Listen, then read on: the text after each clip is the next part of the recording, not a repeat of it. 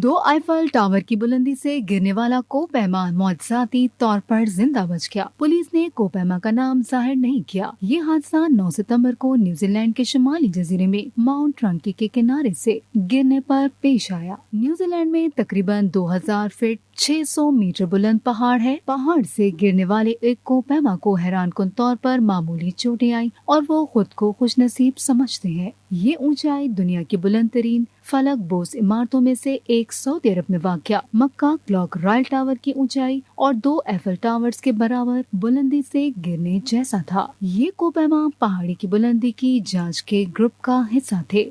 ये इलाके मुश्किल हैं तो अक्सर यहाँ पर संगीन नताइज बरामद होते हैं। मकामी पुलिस के मुताबिक माउंट रंकी पर चढ़ाई के लिए तजुर्बा, मालूमात और मुनासिब तरीके से नस्ब और दुरुस्त आलात की जरूरत होती है। मुनासिब आलात न होने का नतीजा इस वाक़े के अंजाम से मुख्तलिफ हो सकता है।